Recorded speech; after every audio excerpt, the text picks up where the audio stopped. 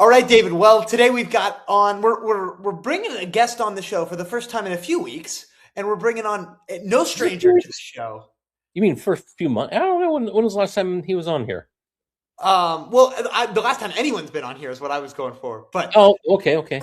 the last time, yeah, the last time Matt was on, I think was Dave Smith, I for. think, was the last guest we actually had on. I think that's But we've right. got a stack of him coming up, so he is batting lead off. Yes, exciting new season for us. But welcome back to the show, America's theme park technologist Matt Miller of Innovated Studios. Matt, how are you today? Well, I'm doing great, Ellen. With you guys, how are y'all doing today? It's going great. We're Absolutely. having another 70-degree day here in Cincinnati. Oh, It sounds like Yeah. Orlando. I think we got up to like 85 yesterday, but it's been nice around here. A little hot. it's been already a little hot down here. The universe is going to correct itself in a couple days. We're expecting snow by the end of the week, so Of course. you don't like the Wow. weather in Ohio? Just wait a day or two. Yeah, I don't think we'll get any of that down here. We'll see, but I don't think it's going to make it down here. Have got it here recently. We wasted money going down there for a trip in January that it was freezing. And speak of that, we stayed on Disney property and actually located like we were looking for them. 3 spots that water pipes were visibly bursted, bursted, whatever. And walking down the DVC building at Saratoga Springs, there's water pouring out of the light fixtures, and in one of their showcase rooms, their buildings, there's water coming up out of the ground, and outside of one of the buildings we were staying at, there's water shooting out of the transfer area. Yeah, and then you go to Disney Springs, and you have Florida stalactites coming off the fountains. By far the coldest, and our family's been down to Florida quite a bit over the last decade. By far the coldest ever. Is awful. We were at Magic Kingdom, about froze our stuff off. All right. Well, okay. So speaking of Florida, because let's hop right in. Yeah. A couple of weeks ago, and we haven't really talked about this too much on the show, but a couple of weeks ago, we had a new coaster opened here in the Central Florida area, one that I've yet to go to. But Matt, I hear you've been down to Galacticoaster and know a little bit about this. Tell us about Galacticoaster. Yeah, no, had a chance to go down and visit Legoland. Actually, I want to give a shout out to Merlin because not only did I get a chance to go experience the attraction, they actually invited me to come be part of the media event that they had. Cool. So it opened up last Friday, and the Thursday evening before that, they had a media event, and I actually got to take my daughter, and we went and rode it several times, and we had a rider cam set up. So it was awesome. If you want to see, my reaction on the coaster, I saw it was on IMDb. It's on a couple of different places. So, you may see a video of me riding this coaster, but with my daughter. But it was so cool. I got to tell you this, and I don't mean this in a bad way. That coaster's too good to be at Legoland. I love Legoland, and like they got some good. But man, this isn't like a step up. I mean, this is like we took the elevator up to the 4th floor. I mean, it is that much better. Theming wise, you walk into now. They opened it up in Orlando, and then a week later they opened it up in California. Yeah. California is a little bit more like a mini land where they have like a flat ride out front. There's a little bit more space. We're here in Orlando. You have the single attraction with the playground out in front of it. And if you're familiar with Legoland Florida, it is in the very back of the park, just before you get to the water park. It's basically the last attraction leading up to the water park. But man, great coaster. I know we can dive into it some with the technology, but yeah, I loved it. It's a mini Guardians. Like I thought that, then I saw somebody said that online. That's definitely what it is. But it is a huge win for Legoland. That's cool. Yeah, I've been hearing the mini Guardians as a phrase to describe this, and that to me that's almost like an oxymoron. Like, because Guardians is like, obviously it's not big in the sense of like, 300 feet tall and a million miles an hour, but it is big in just the scale and like the grandeur of the experience. It's like in that definition, it's like the biggest ride I've ever ridden. Yeah. And I hear the immersion level at Galacticoaster is very similar in that way. So that's super cool. And yeah, I would love to talk about the tech. So it's an art engineering coaster who has just been a really exciting group to watch. I mean, their new family coaster at Carowinds last year, the Snoopy's Racing Railway, is like so delightful, and it would be just really impossible to ride without a smile on your face. So I'd love to see what they're doing here with a little bit more of a focus on the immersion, a little bit more of a focus on the, some cooler tech with the rotating cars and the controlled rotation. Tell us a little bit about that if you don't mind. So the first thing is when you walk up, it's an all indoor coaster, and Right. really the most similar thing that Legoland currently has is the Dragon coasters. That starts indoors, almost dark ride-ish, right? And then it goes outdoors, whereas this one is all indoors. And as you're walking up to the spaceport, lots of big thematic props, that sort of thing. The entrance queue, pretty cool when you first walk in. Like, I wouldn't say in the first room or so, the first hallway, that like there's anything that you haven't seen in another park. It's just done really well. But when you walk into the very first pre-show room, that's where the story of the coaster is told. And I felt like that was the first time personally I was like, wow, like this is really something. So they have the animatronic of the Lego guy up on the stage, and he looks really good. Now, I did not get to like grill an engineer on exactly how did you do this. So like what's going to happen next is just my own personal, like how it appeared. But one thing that I really liked about it is that the driver, let's call it the pneumatic system, if you will, of this animatronic, it was in 1 foot at the base of the floor, and the other foot was free roaming. So both feet could move, but it was almost like 1 foot was standing on the floor, just barely floating off the floor, and the other could almost kick all the way up. So it really gave this guy the look of like he could jump off the stage, or he could like come out towards you. It was lots of movement. And the face, I think it was bendable LEDs inside the mask. It did not look like the backlit projector because his eyes went all the way across with a mask, and his mouth. I mean, it's just the way that it lined up. His hands are moving, his head is moving. This is definitely not like, I mentioned the dragon earlier. We've seen a couple of, they've got the dragon and he barely moves his head, right? And maybe a little bit of air comes out of his nostrils, or some of the other effects are more just left to right movement. This is very much like this guy was alive on stage. You know what I'm saying? Like this was high quality, high quality production. And then above you, what I really appreciated, so there were TV screens around the room, and then above you, not sure if it was LED or projection because it was hard to tell with the theming, but there's a screen that basically takes up almost the entire ceiling.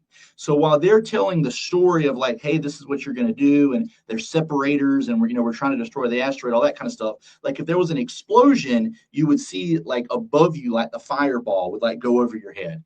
So it was just really cool how it lined up. From there, you move into a couple of other queue rooms to get you up to the load. Excuse me, before they do the sorting, I should say. And you're given a wristband. I thought that was unique in that it uses RFID technology, and every party is given 2 wristbands. So you'll say, I'm a party of 2, I'm a party of 4, whatever the case is. They'll give you 2 wristbands.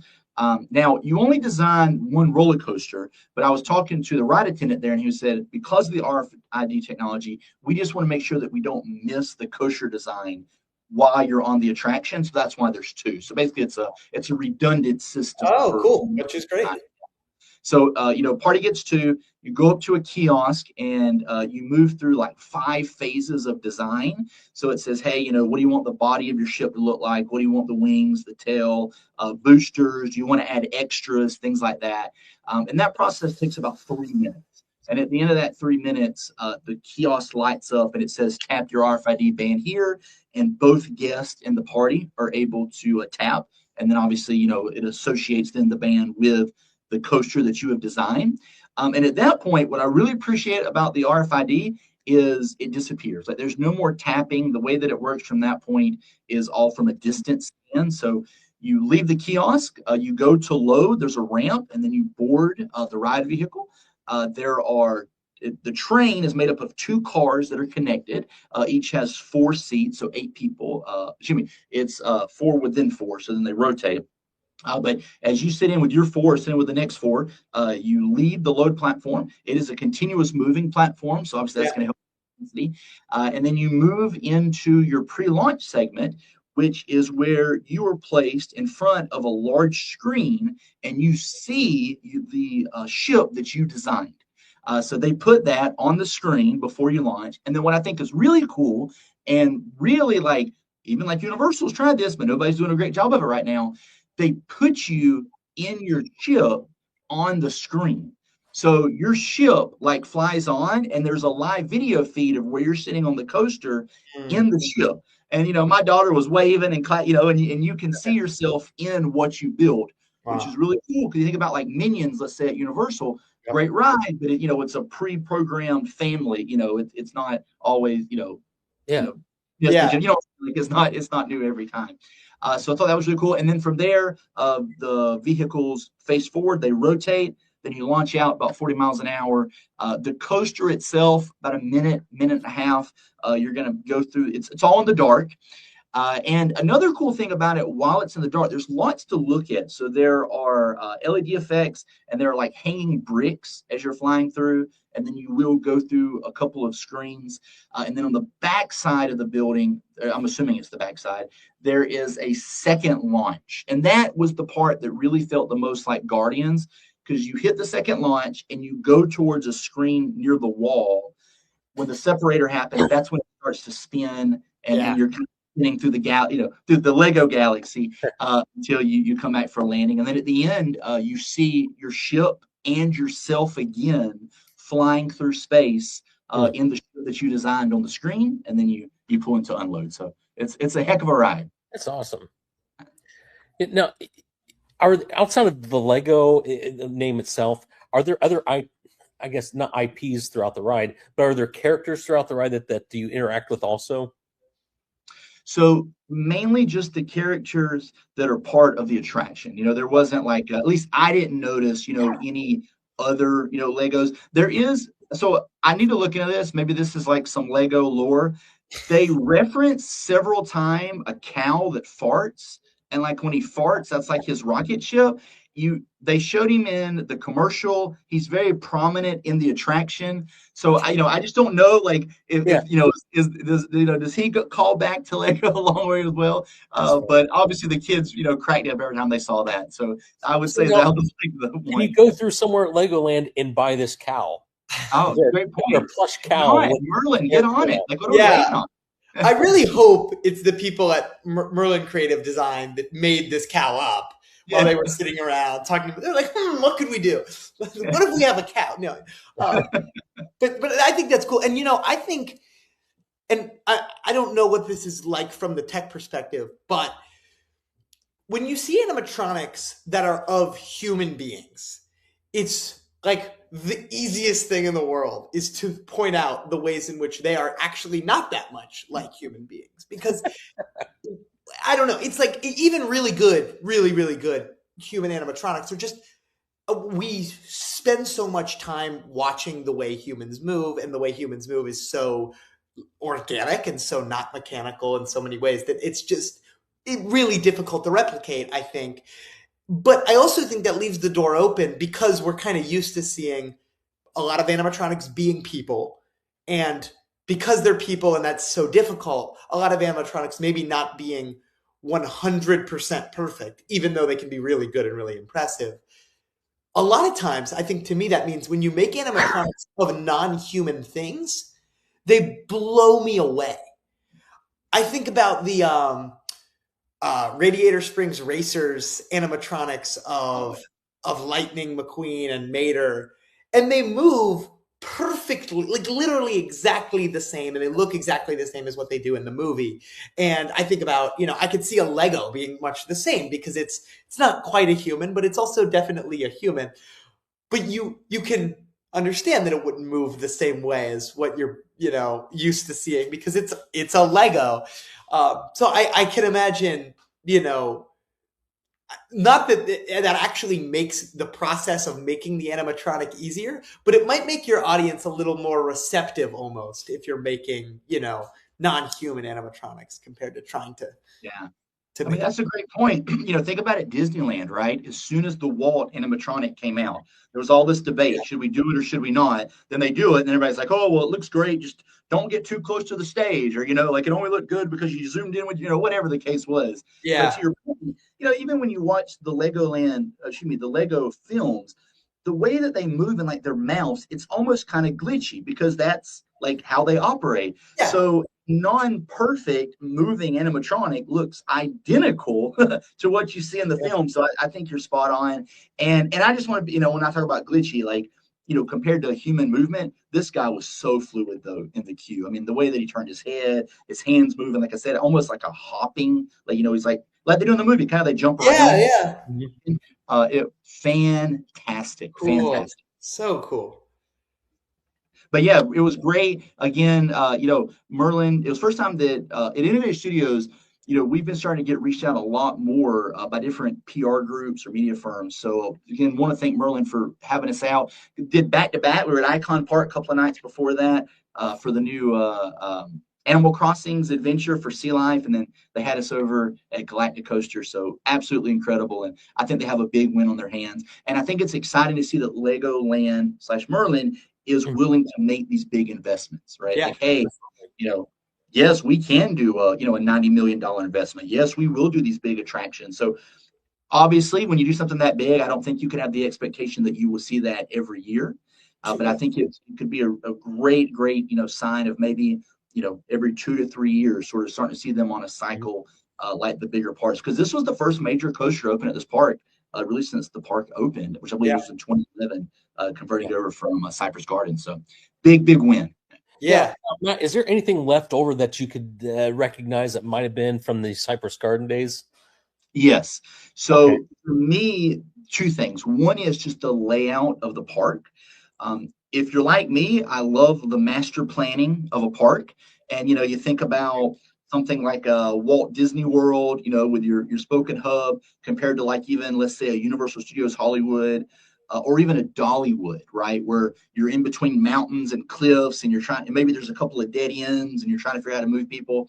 To me, that's the biggest thing that still feels like the garden is, it is there around the lake, but it is built almost as a half moon. There's not a whole lot of dead areas, but there's definitely spots. Like I was telling my wife when we were walking through, there's a lot of areas where you just could never have a parade because you're walking through a garden or what used to would have been a garden to get to the next area, versus like like a Main Street USA.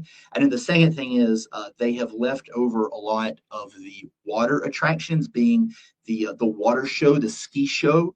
They still do a version of that, as well as the boat ride. So by the way, you asked me about Galacticoaster, but one thing that I love about Legoland is you can drive a boat. They call it their Coast Guard attraction there.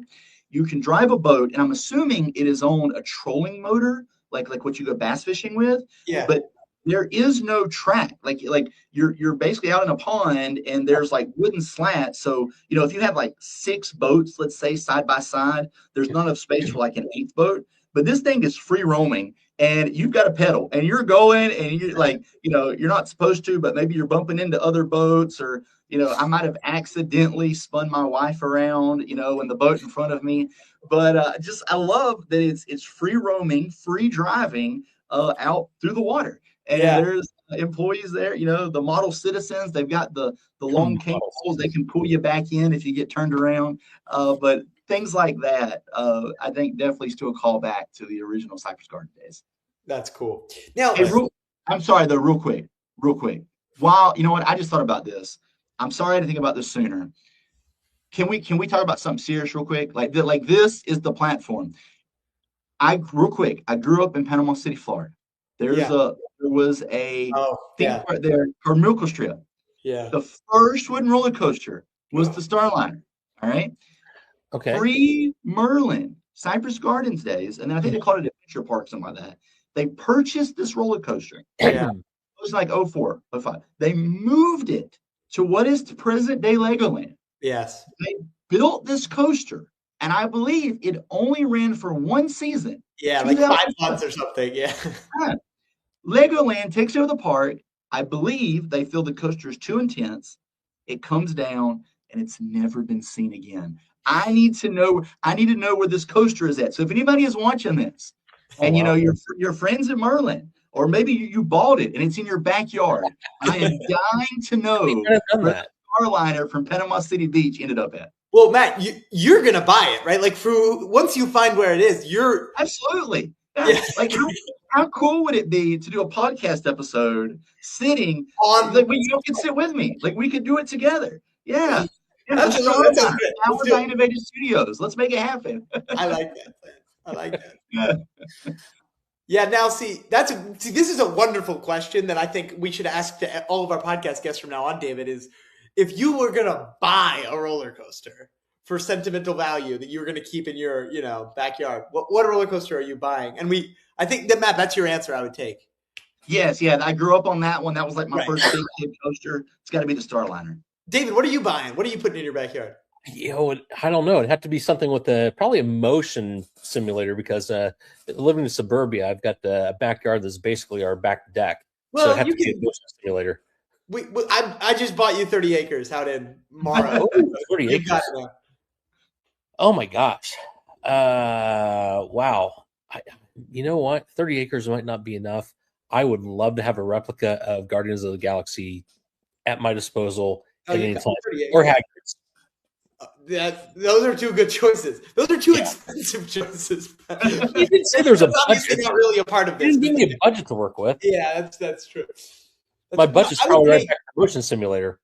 I would take Harley Quinn Crazy Train from Six Flags Great Adventure. I don't really know why I like that coaster so much. It just looks like you look at it and you're like, I could build that. My hubris from being 12 and riding that for the first time made me think I could totally build it. So that's what I would put in my backyard. Well, so Matt, we actually got a number of other things that we got to bring up because we only have you on so often, and you have the unique perspective on a lot of stuff. In Six Flags just being one of them, and as we found out in our green room session before we hit the recording, that you were at the media day for Night Flight Expedition. So, which lane do you want to go in? Which one do we want to dive to first? Let's do Night Flight first. Night Flight. All right. So you made it down to, well, I guess for you it's up to Pigeon Forge to go to Dollywood to take this. Now I was going to go to it and I had all cannons aimed towards that, and then I at the last second like, nah, I'm probably going to go down on the open the coaster. It's pretty good down and back for me, so I'll wait until the next one. But you did go. So did you talk about it? So had a great time. One, want to thank Dollywood for inviting Innovative Studios out. Wes and the PR team there was like, hey, we're doing this. Would you guys like to come and be a part of it? I said, absolutely. So got to go out there. One fun thing for this Florida boy is when I landed the evening before in Knoxville, it was snowing. So I got to see snow, which was cool. It wasn't so much snow that I couldn't drive, the 45 minutes, into Sevierville and to Pigeon Forge, but just enough that it was pretty and that we could make our way down. But one, Dolly was just an incredible park. I know I'm preaching to the choir. Obviously, y'all know that. Yes. Holds a special place in my heart because I live in Central Florida. I've lived in Florida my whole life, but my dad, before he met my mom, was actually born and raised in Middle Tennessee, in Murfreesboro. So I've got, grandparents and cousins and aunts and uncles that are in the Nashville, Murfreesboro, Smyrna, Lebanon, all that area.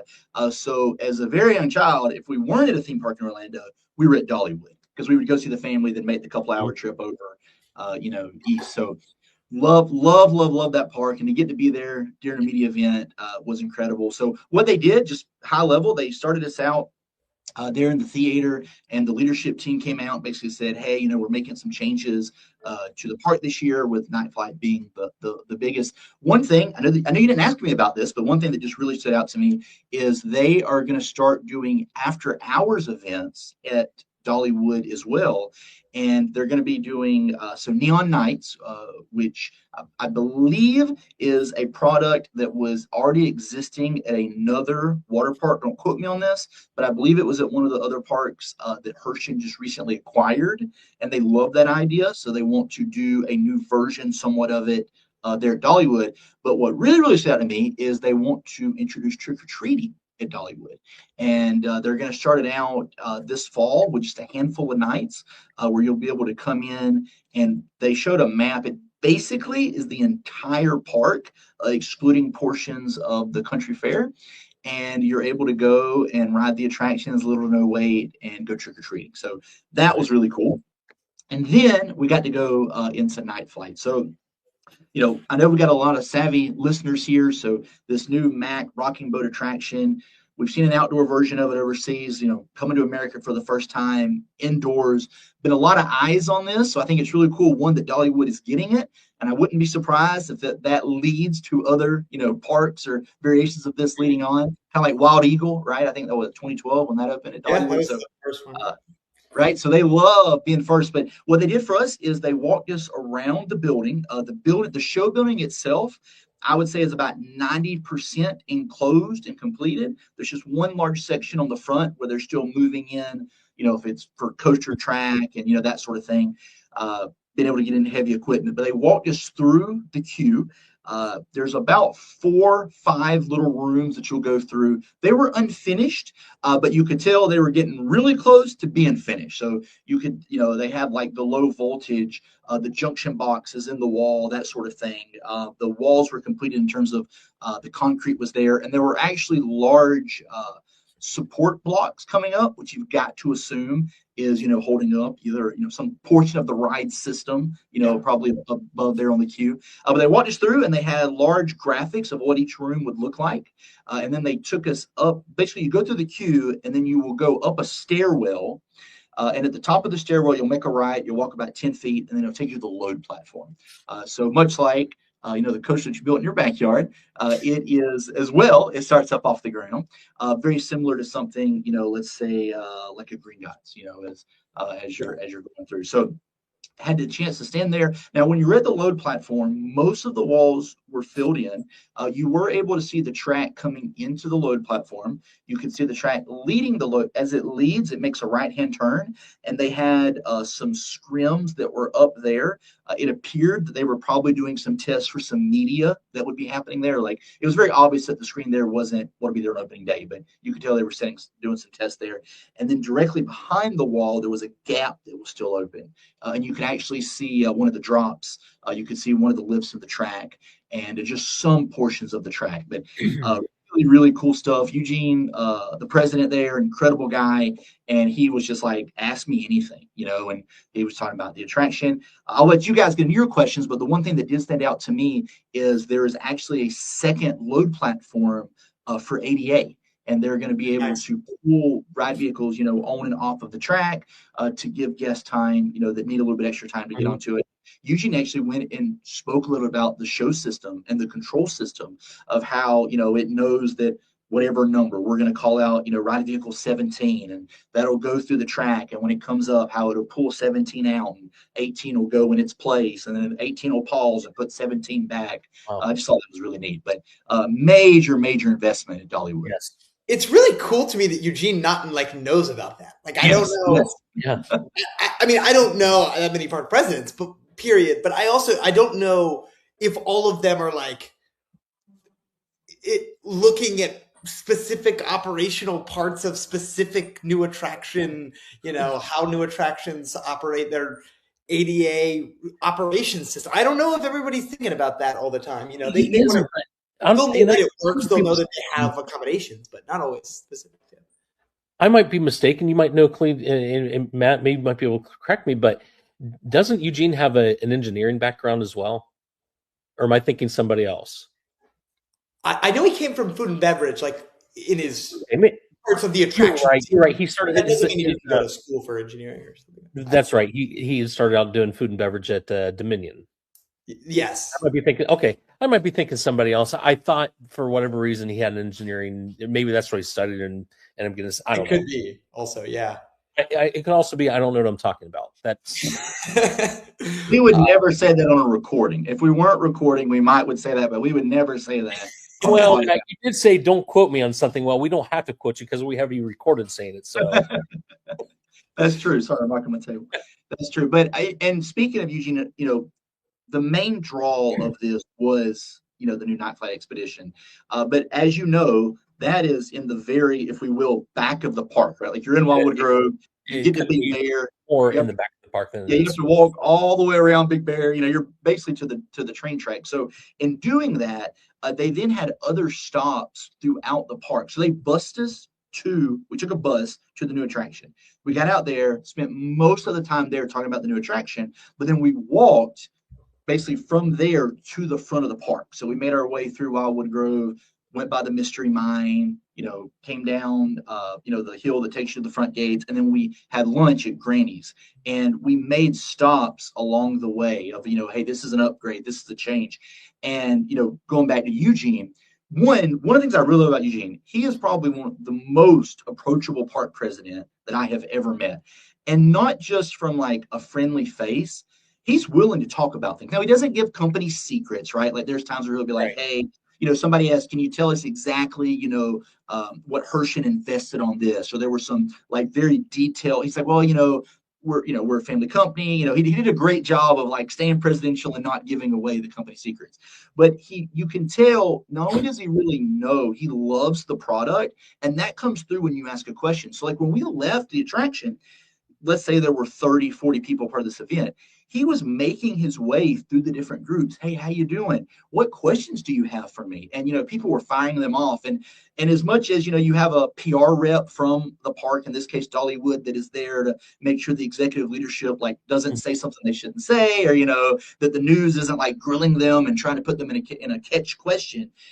Just the way that it flows off of his tongue, you can tell it's not pre-prepared. Like he knows it and he loves it. So you're right. There's not a lot of park presidents that I think would talk about that. And even if they knew it, I think a lot of them would feel so insecure of, gosh, like what if the person I'm talking to is an engineer and I say it wrong? So I think Eugene trusts his team. And real quick, another thing that he mentioned, and we can dive into this. He spent a lot of time talking about when nobody else has done this, like how do you test and adjust? How do you say, well, we know for sure it's going to take a month to do test and adjust because there's so many elements in this that they haven't done before. With the caveat, the ride's still going to be safe, right? They're not gonna open up too soon. But there were some questions of like, can you talk us through exactly that process? And Eugene was very open, and he said, listen, we've got major milestones, and we know the order that we're going to go in. But it would be foolish of me to say, the coaster is going to take 2 weeks, and the water is going to take 2 weeks because we just have to see all of those elements together. What is that like? We've done separate, Daredevil Falls, Big Bear. We've done a coaster, we've done a water attraction, but to bring them all together, that's going to be a symphony that not only Dollywood, nobody else has really done before. So they're going to have to be a learning curve on that. Mm-hmm.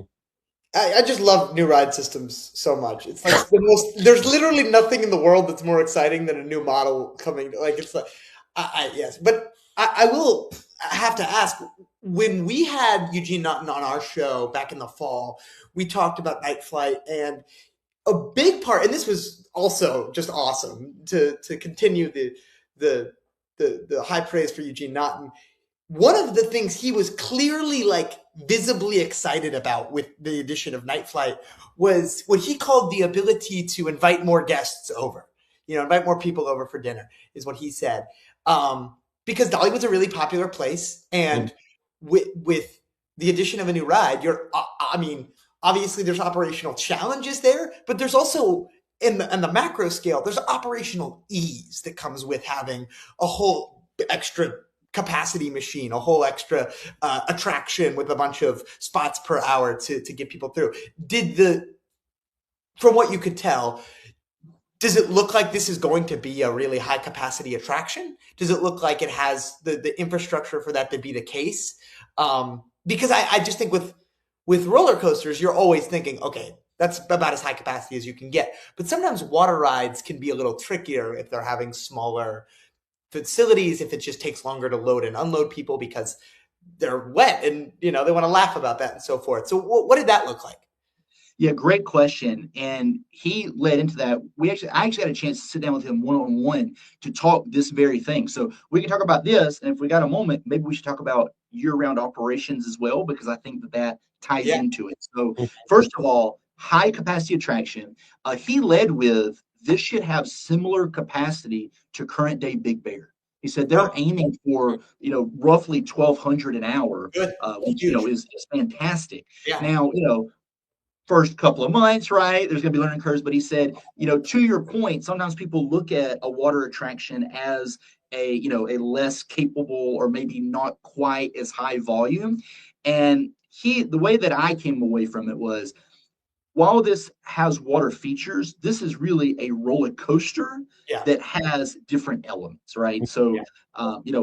When people ask me, like before I walked it, I keep saying it's a Gringotts that has water. Like, that's the best way that I can sort of in my mind put it together, because it looks like you're going to have elements where the track breaks apart or something like that. There's going to be drops, turntables, whatever the case is. But yeah, so they're treating this as their 11th coaster, which I think rightfully so, and very high capacity, at least comparative to the others there. So I think that will help. I think placement in the park helps as well. Just like we talk about, Disney in the grocery store, right? You put the milk in the back, so everybody will go, to the Magic Kingdom or go get the milk. It is next to Big Bear, which are two high capacity attractions, but they are in locations that are almost the furthest back, right? I mean, you think about like Tennessee Tornado, you got the train in the front right, but on that side, it's one of the furthest back. So I think it will help pull people back even more to Wildwood Grove. One of the first things that I heard about Wildwood Grove when it first opened, so even pre Big Bear, it's another children's section, right? And it's like, okay, well, we've got the country fair, and there's some kids rides there. We've got the Wildwood Grove, there's some kids rides there. We do have the inverted coaster, so it's a little bit higher. But I think this will be the place. Okay, like there's even Big Bear's a step up, and then now we've got this coaster as a step up. I mean, just a major land section, if you will, in that area of the park. Yeah. Now, when you enter the park, though, when you come to the theater, you can turn left and take a back way up to that area, so you don't have to walk all the way around. But you're right. Yeah, like heading back towards there, though. Question: now they're treating this as their 11th roller coaster. Now, if you go over in the thing over to the roller coaster database, no mention of it. Is there a reason for that? Not even as under construction. So I have a thought, and then this guy probably does as well. So I will share mine, and then he can tell me why he agrees or disagrees, and we can still be friends. Here we go. Here's the debate. If I hang up real quick, it's because I'm mad at him, right? Okay. All right. So this is my thought. I am of the opinion that if there is a larger section that you actually roll and coast on, it should be considered a roller coaster. You do not have to roll and coast the entire length of the track. Agreed. Now, caveats. I do not consider like Pirates of the Caribbean to be a roller coaster because I'm in a boat. Sure, there is a drop. Most water attractions, there is a section, I'm using terms here, section of roller coaster track that is used as the drop, right? We come out of the log, out of the water, we go down the track, we go back into the water. There's water sprayed on it, so it looks like we're on water the whole time, but as we know, it's a track to keep us safe coming down. I think there will continue to be debates on this of, is it truly a roller coaster? Now, on playing devil's advocate, the one reason I can see why somebody would say, hey, wait a minute, I'm not sure. This is a powered coaster, right? Yeah. So with the linear induction, as you're moving through there, the pushing and pulling of that. But just like I still consider not Fire Chaser Express, oh my gosh, Blazing Fury, Fire in the Hole, very much a driver for the dark ride portion, right? And then when you get to the top, then you got the coaster portion from there. So I think that the reason why there's debates of this, it is that you are being driven through most of the track. But I would love the counter argument. Well, let me add this to it before you go on, Clete, because if you go onto the roller coaster database and you search up SeaWorld Orlando, the what's it called, Journey to Atlantis, that is considered a roller coaster. Yeah. Now I would now I'll open that floor. I'll pull the pin out and toss the grenade in and let you go. All right. I've thought more about, I've thought a lot about what is the definition of a roller coaster and really gotten really philosophical about it and thought about Ludwig Wittgenstein's family resemblances, and how I think that's the best we can do with the definition of a roller coaster. But I would say if the rolling coasting definition is good, it has to be powered by just gravity or momentum for at least one length of the ride vehicle, is usually what I say. Now, with water rides, a lot of times even in the sections where they're using roller coaster track, it's not powered by just gravity or the ride vehicle, because even if it's really, really not affecting the movement of the ride, there's water running there too. So if Great you point. think about like the Intamin still water models, like Congo Falls at Kings Island, or any of those kind of, 4 across boat rides, usually those go up a lift hill and then they have a turnaround that is mostly a roller coaster section. But one, that's not really the point of the ride, is that turnaround. But two, there's water running there. And I don't think the water really has any impact on the way that that's moving, but it does. It does have some impact, and therefore it's not a roller coaster. So I think for Night Flight, I'm going to need to ride it, because I'm going to need to see if there's a specific section where it's like Dudley Do-Right's Ripsaw Falls has a part in the indoor section where once again, we can go back to the year-round operation. In their winter mode of that ride, there's no water running down that drop, and then it goes up, and then you splash. So to me, if you ride it in winter mode, that's a roller coaster. But in the summer mode of the roller coaster, there's water running down, and it's like so that you splash a little at the bottom and you get wet and whatever. But not a roller coaster, because it's not ever powered by just gravity or momentum. So that's what I don't know about Night Flight yet. We'll have to wait and see. But I am not above. If I think it's a roller coaster, I will let somebody from RCDB know. I love it. I love it. And I'm with you. Same thing, we'll have to see as we go. From the load platform, and I don't want to overspeak here, but from the load platform, it did appear as if there will be some portion, almost like, maybe not quite like Guardians, more like let's say Mummy at Universal, to where you're in the dark, the track is black, and there are a couple of drops with a turn, that sort of thing. Now, standing at the platform and trying to look between unfinished walls, right? Like, is that one continuous section? Is it multiple sections that just appeared to the eye? But I agree with you. And I got to tell you too, though, you mentioned Stewart Orlando. I don't have a problem with, Clayton's recommendation there of the distance of a ride vehicle. I don't have a problem with Journey to Atlantis being on that list in Orlando, especially because that second back, that back half of that ride is as much of a roller coaster as anything else. Yeah. Agreed. Yeah. It is, but it's decisively like a log flume it's a log flume and like I don't know what it's called, but the Small World boat ride. Yeah. So there's a lot of different elements in there. Yeah, it starts like just a dark ride boat ride. Okay, I do want to go back to one more thing that you mentioned from Dollywood. So their Neon Nights events that they're debuting this year. So we did a series, if you remember, you were on, in fact, about, Halloween events.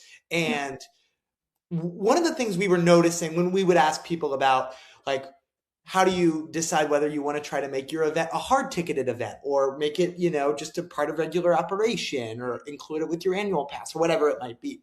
One of the things that we got a lot from people was, well, a hard ticket event is great because you're going to make good money if you have a successful hard ticket event. That's awesome.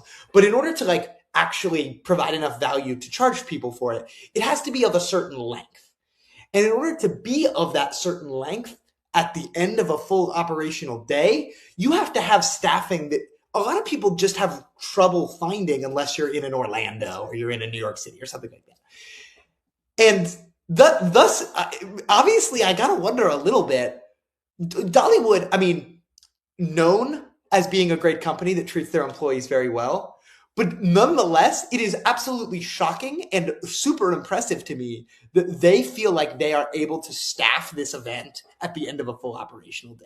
So shout out to whatever they're doing there. But how do you think, I guess, of course, hours and things like this are all super nebulous at this point, but do you think that could be a challenge they run into with this?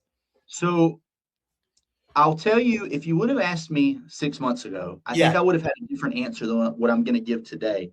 I did not realize how in the weeds, how much partnered together. Dollywood basically, and I don't want to take away anything from anybody else, they basically have their own version of the Smoky Mountains Disney College program. Yeah. And I did not know that. Like, when we were there, we went by and I thought they were building a new hotel. And they're like, oh, this is the housing for the international students. And I was like, oh, wow, like light bulbs started going off. So my guess is that is playing a huge role into this.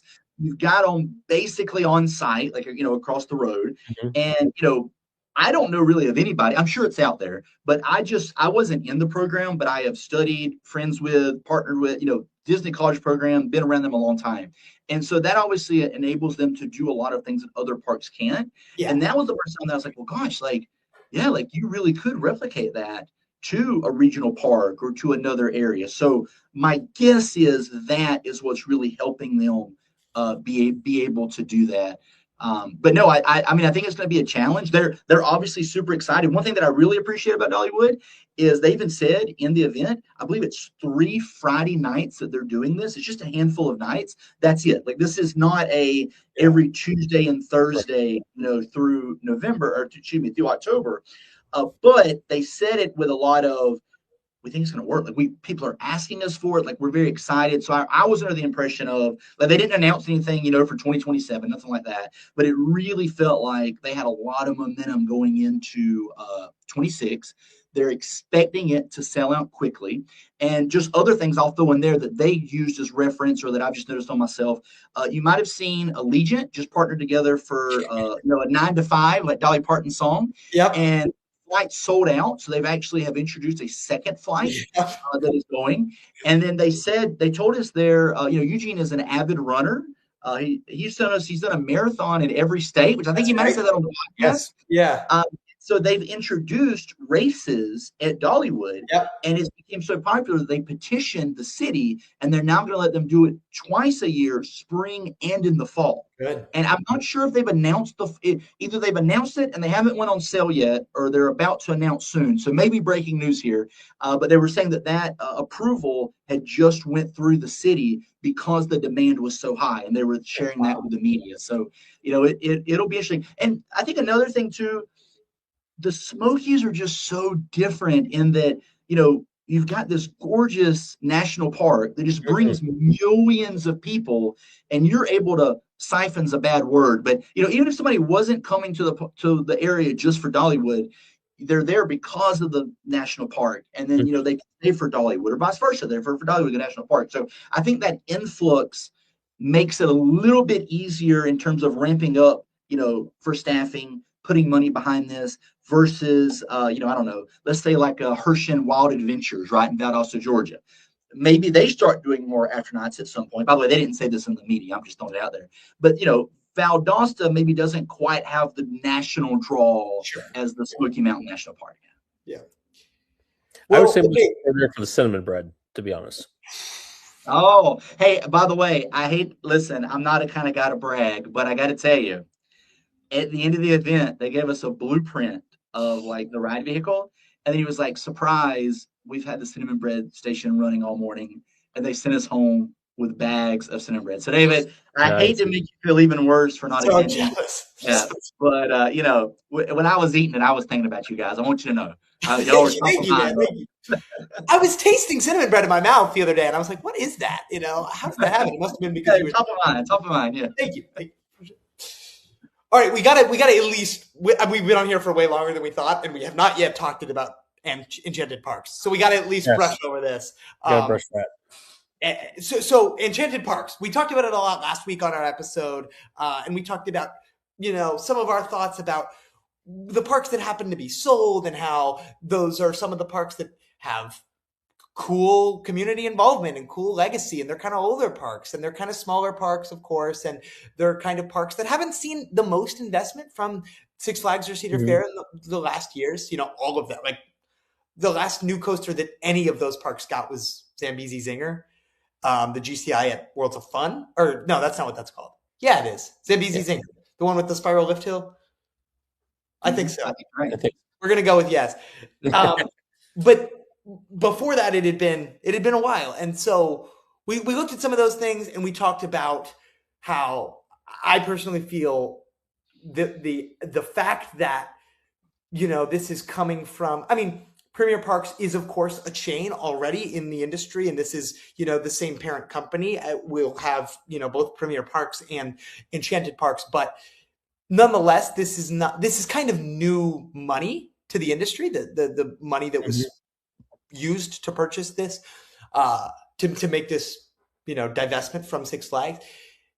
And I think that is like the best thing about this, because I think it's like if it was SeaWorld or if this was Hershend even, I'd start to get a little worried that like it's kind of the same money, you know. But this Yeah. is not that. This is new circulation. This is like direct investment in many ways. And to me that is super, super exciting for our industry, because it means good things for obviously the Six Flags chain, to be able to, you know, take a little bit of a load off their back. But also it means good things for maybe some vendors and some manufacturers who are now going to get some work doing, you know, maybe some new projects on some of these enchanted parks, or doing some work for the Six Flags chain that they're going to be doing with some of this money that they've just got from this sale. So I'm very excited about this. Matt, tell us a little bit about what you're thinking about the whole thing.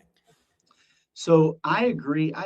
You know, for EPR to come in and make this purchase, or in this investment, if you will, I think that's really exciting. So EPR is something that I've actually had an eye on for quite some time. For those of you that maybe know or don't, they're a real estate investment trust, and basically they go through and obviously they purchase up real estate, right? Or they make these big investments. And EPR specifically, they focus on more of the attractions, more of the disposable income, right? Obviously, before this, there were some theme parks, but we've seen a lot more ski lodges, you know, like AMC theater type things, even some gaming. Yeah. And then now to see them investing even more into the parks. I really like what you said as well about like, what does this mean for, you know, where they took it away from the parent company. If you're struggling previously, or, you know, you're saying, hey, we're not struggling as much, but we're, you know, we can see the end in sight, sell this off. We're able to breathe a little bit. I think then these parks, like if you were already struggling before you sold them off, you probably weren't going to be able to invest heavily anyways, because you were just trying to pay the rent, right? Like you didn't want to lose the place.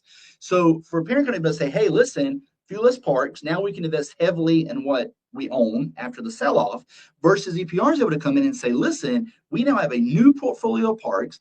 We can start to invest heavily in those when they weren't going to be able. So I love what you said. You know, a lot of these third-party, you know, different manufacturers, studios, groups that, you know, help build these attractions. As you know, there's a lot of companies that do a lot of things in theme parks. Shoot, at Innovated Studios, we love doing work in theme parks, and you know, we're doing some right now. So I think that we will see more of that for parks that maybe had been, I don't want to say left behind, but not as invested in as heavily recently. Yeah. It'll be interesting to see how they develop this out, because Clete and I were talking before you came on that Michigan's Adventure. Cedar Fair did very well taking care of their parks from, I think, an operational standpoint during the last, for a while. And however, if you look at investment as far as these parks that they've divested from the Six Flags chain, Michigan's Adventure, for instance, the last new roller coaster installation they had was 2008, and it was a relocation from Geauga Lake.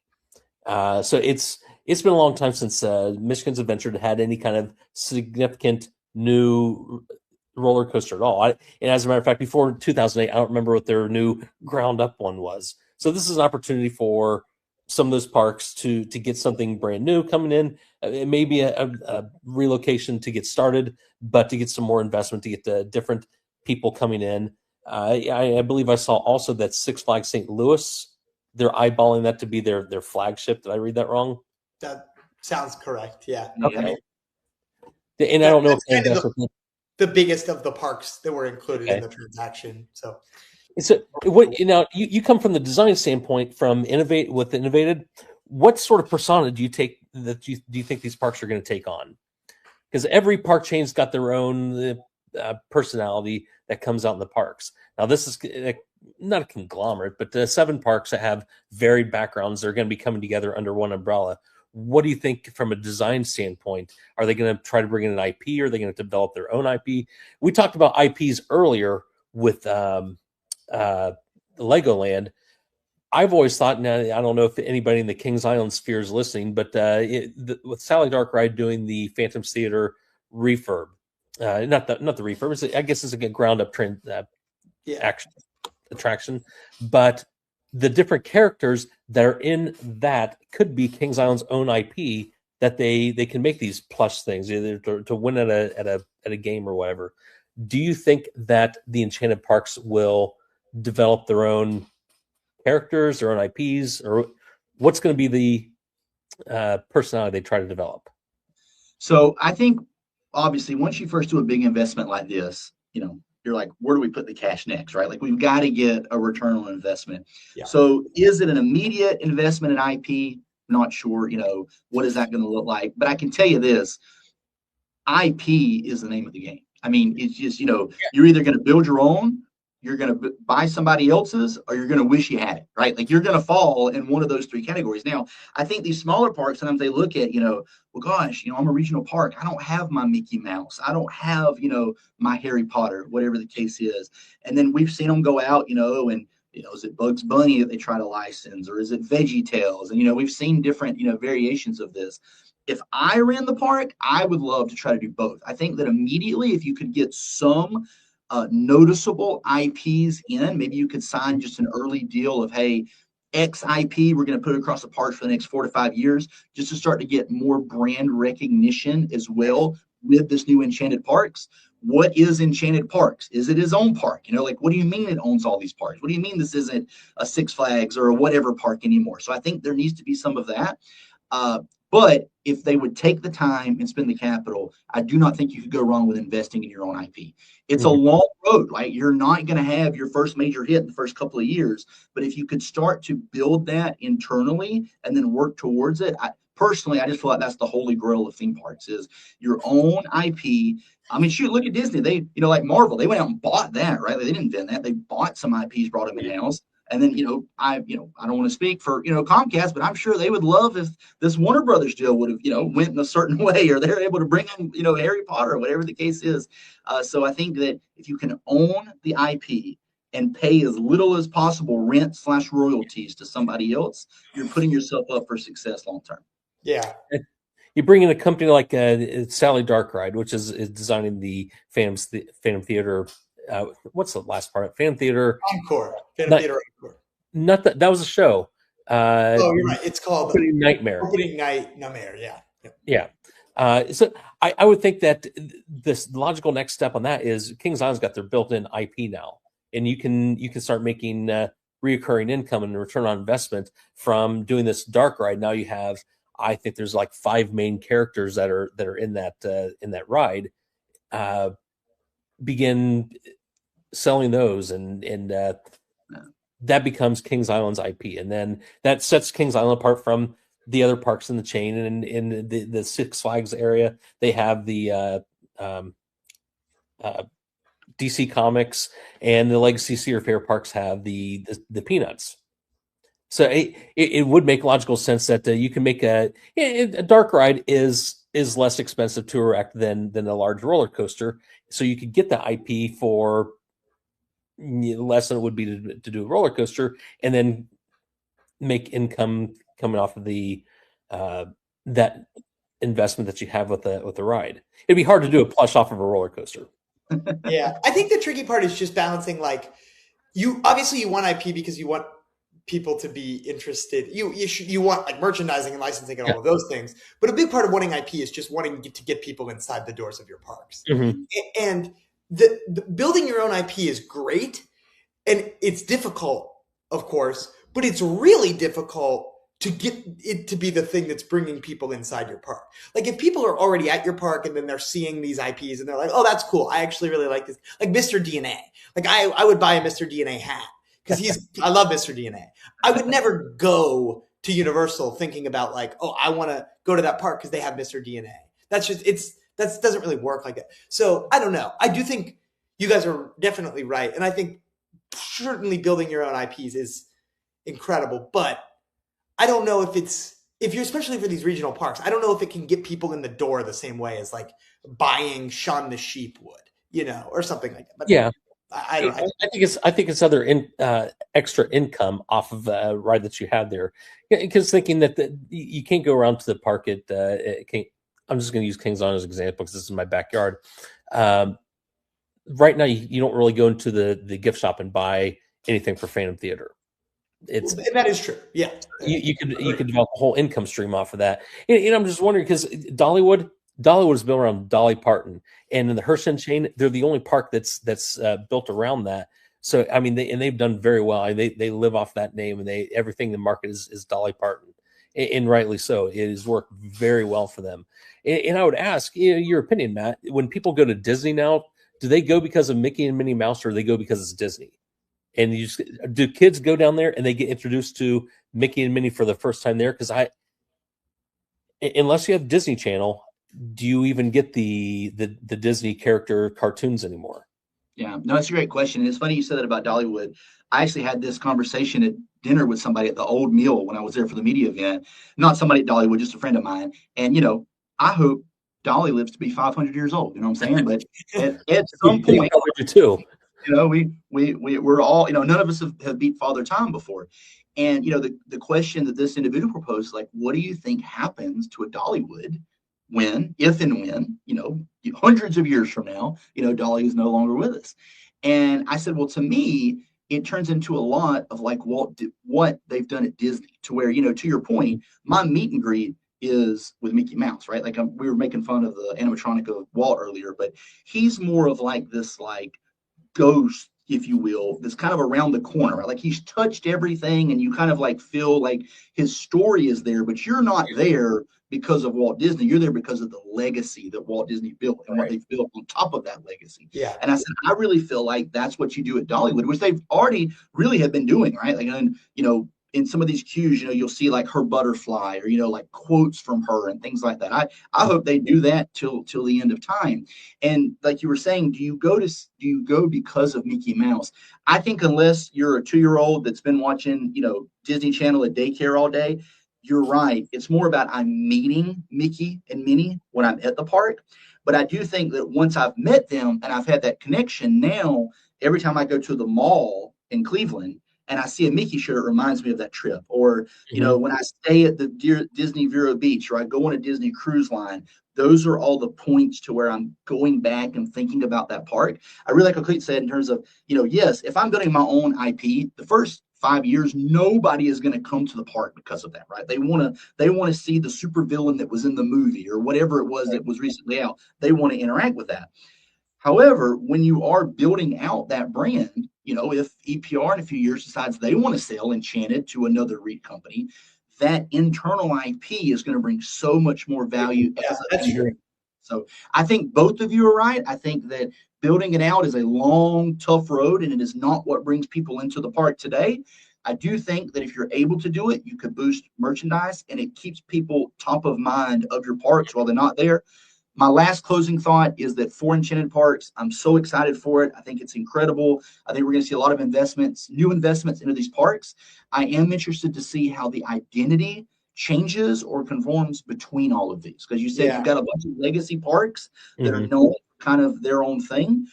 Personally, I think if Enchanted Parks is smart, they won't go in and say, hey, your legacy for 50 years has been this, and tomorrow it has to be this. If I ran the park, I would sit down and say, okay, who am I working with? What are they known for? And how can I blend that across all the parks? Again, going back to Herschend, Silver Dollar City, Dollywood, Wild Adventures, all very different parks, but they work great within the same family. While I'm at Wild Adventures, I'm probably not thinking about Dolly Parton, but that doesn't mean that the same parent company can't own them. Yeah. And bring them together does a good thing. Well, Matt, I got a yes or no question, and we've been going for a while, so we won't get into it. But we'll set this up for our follow up interview, couple months down the road. So, when it comes to divesting parks from the Six Flags chain, 7 have been sold off. Is Six Flags done, or is there more to come? Yes or no?